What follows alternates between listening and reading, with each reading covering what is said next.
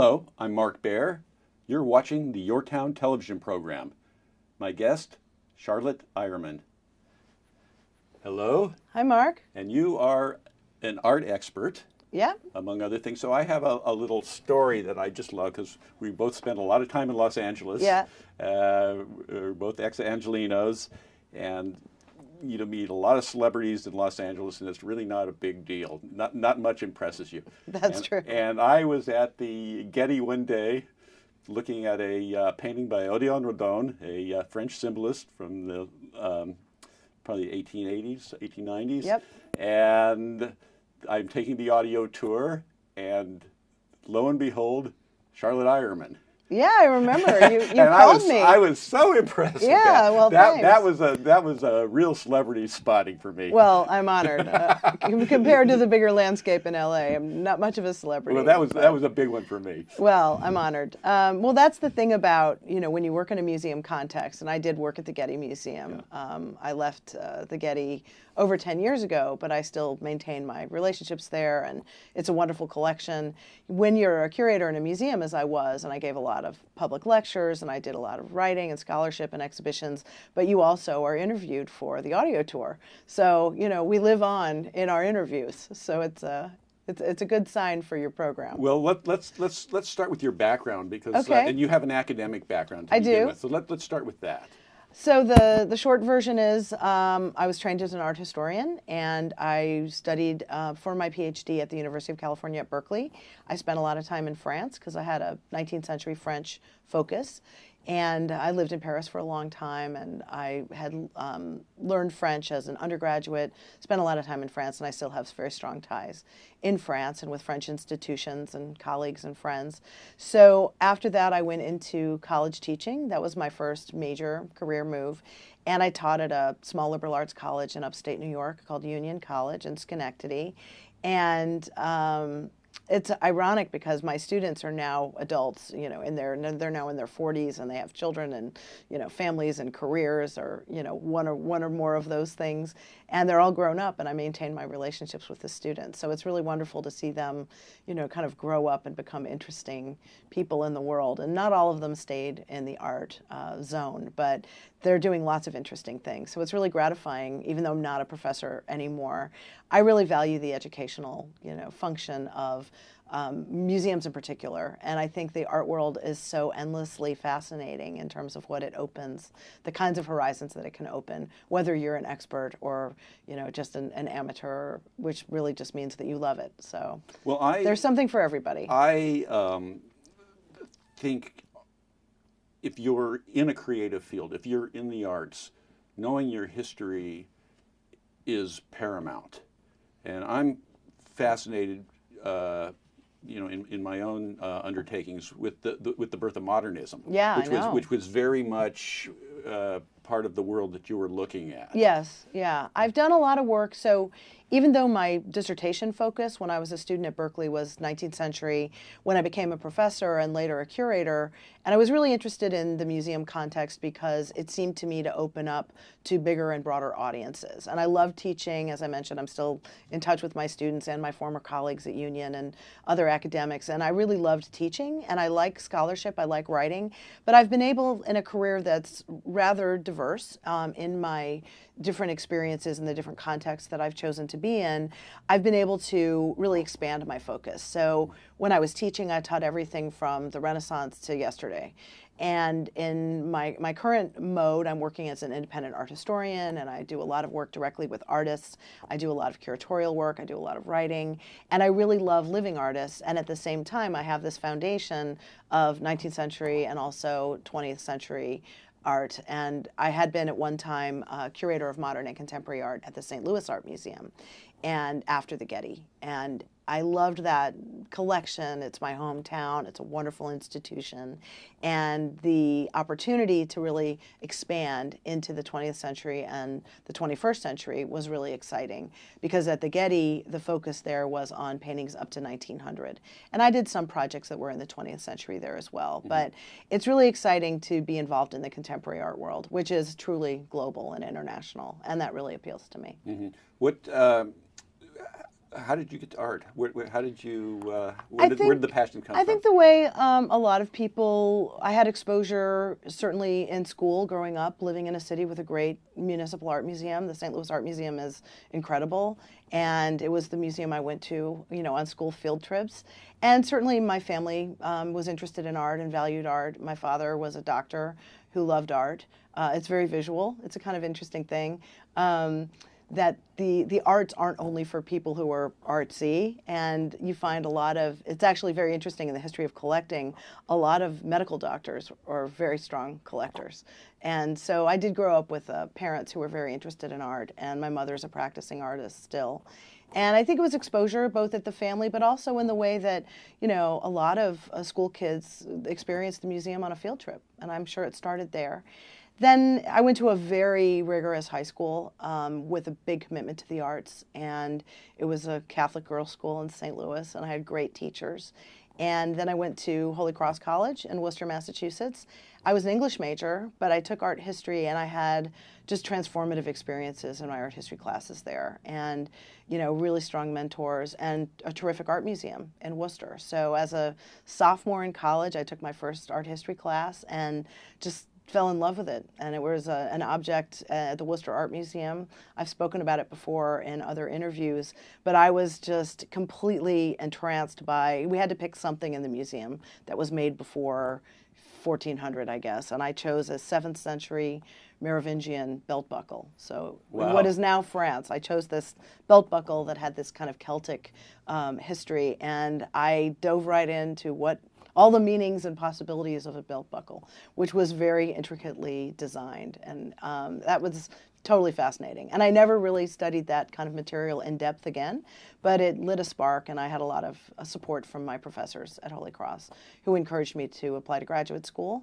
So when I did that, I was accepted at Berkeley, and I went to Berkeley, and it was really an amazing place to be a student. I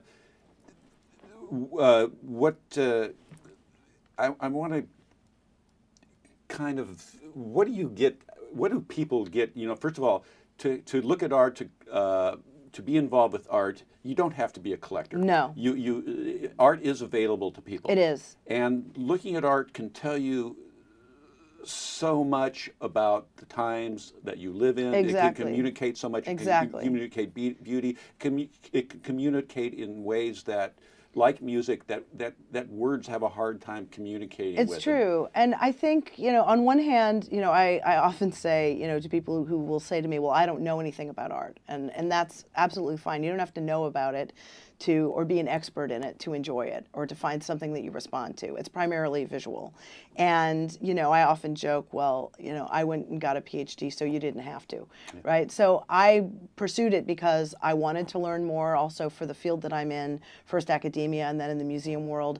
Having that kind of academic training is important, and I'm glad that I have it. It's an important foundation, but I'm really genuinely a populist in that I really like to share art and ideas and connect people and art as much as possible. And so I think, making it accessible is important, and that's what museums can do. And I also think the contact with a work of art in person is very important. I mean, we can all, Google on our phones or on our computers, and we can look up, great collections. We can virtually travel, through virtual means and digital means, but there's nothing like encountering something in real space and time. In real spaces. But on the flip side of that, what's quite amazing is if you read a book now about art, if you go to a museum about art and you see references, you can now look on your phone and get those references. You can get the information immediately. You can get the information that you might not know, and that's such a much more. It allows the experience to be so much richer now. Right, potentially. Although I think it's also, you have to be aware of, information that may not be reliable. That's true. And, I think for me, starting off as a professor, one of the most important things was teaching students to write and to think clearly and to make an argument and have evidence. And, a lot of art historical work is interpretive, but there's also a lot of facts. Like, there are facts that are irrefutable. And so when I was teaching, I would always try to have a balance of the factual, in what year did Caravaggio sign the contract for The Death of the Virgin, right, which is a painting that's now at the Louvre, and in what year did Manet submit Olympia to the Salon and it got rejected? Do you know what I mean? So well, there are there's things a lot that are of facts. romanticism in art, Right. that you have to kind of separate the romanticism from the actual what's going Well, on in a sense. and even, in ways. our sort of, you mentioned the word romantic, which I think a lot of our ideas about who artists are very much inflected by 19th century romantic ideas of the artist, of the lone genius, or the Van Gogh, he was a genius because he suffered from a mental illness, that there's a kind of causal relationship. And we have this idea that artists are, some kind of like wild men and women, who are sort of, unleashed. And while creativity certainly has those elements, some of, the best artists, both historically and in the present day, are extremely, organized, methodical, rigorous, almost scientific in their approach. And part of a tradition. And part of a tradition, Yes. absolutely. Yes. But artists also are, sort of the original entrepreneurs. They, they're business people.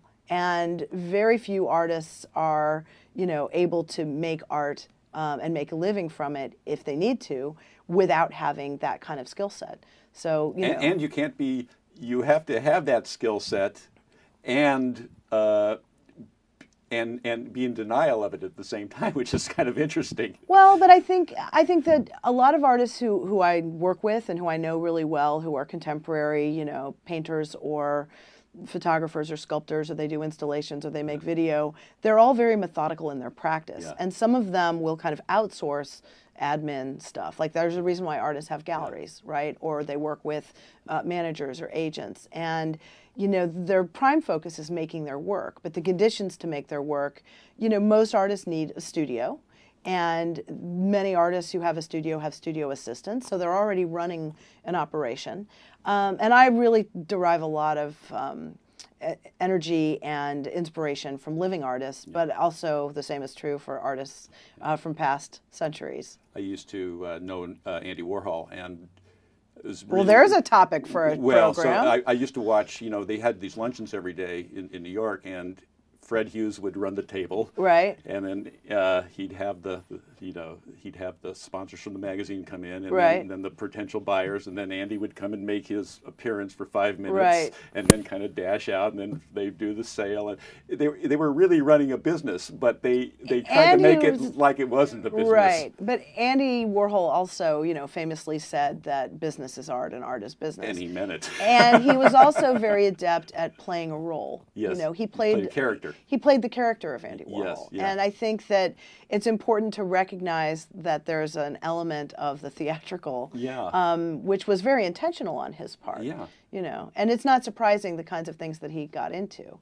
But, that legacy is alive and well, so for sure. It's all very, it's so interesting. I want to talk about, because we have another segment, so we have some time. But, okay.